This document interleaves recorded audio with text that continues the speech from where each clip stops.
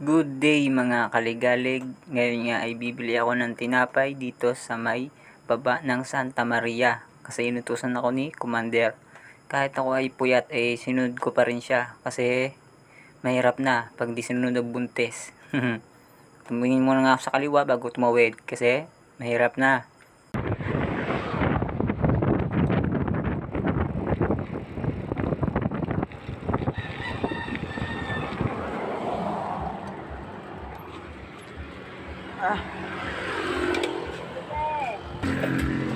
Ate, bonete nga po. 30 pesos. At meron nga akong napansin dito na aso na nakawala. At mahirap na, baka tayo makagat pa nito.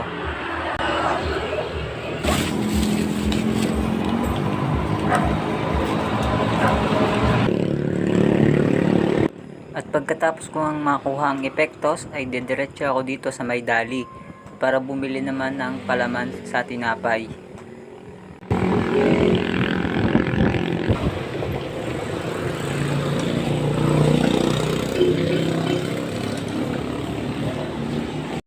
At nakarating na nga ako dito sa may dali yan, kung saan nga bumukas yung pintuan. At diretso na ako sa bilihan ng palaman. Tayo sa dali. Ito na natin bibilihin. Star Margarine.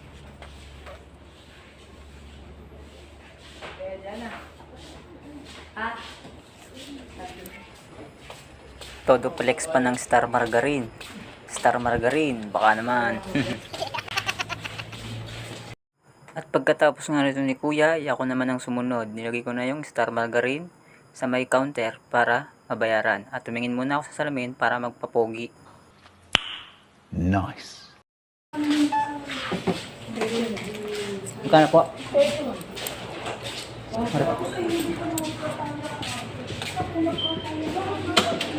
At pagkatapos ko ang mabayaran ay kinuha ko na at dali-dali na akong lumabas. Kasi baka mawala yung aking bisikleta sa labas.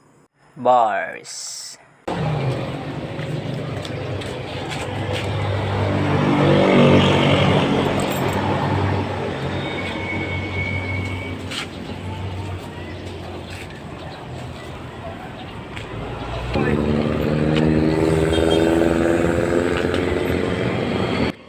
At tumingin muna nga ako sa taas at baba bago tumawid. At sabi nga pala ni nanay, huwag kang tatawid hanggat walang malaking truck. De, joke lang.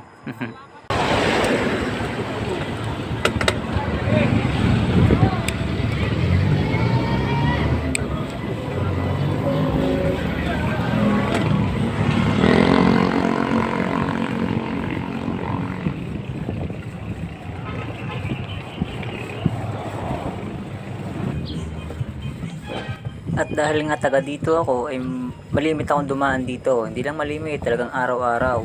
Kaya binibasic ko na lang dito yung ahon ng Santa Maria itaas.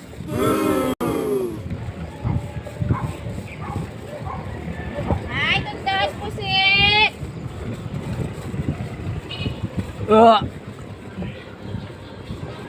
At ayun na yung ahon na magpapagising sa aking diwa. At aahunin ko na nga ito bago pa ahunin ng iba.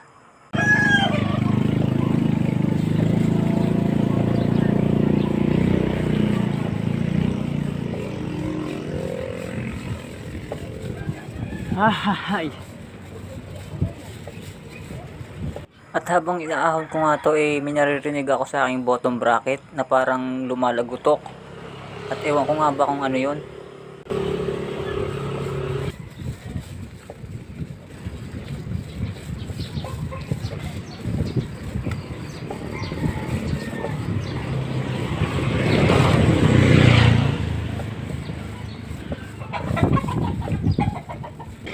At eto na, nakarating na ako ng ligtas. Salamat sa itaas.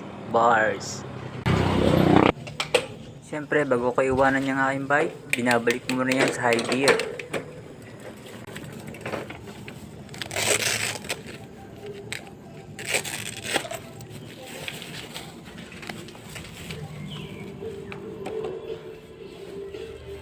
How much this?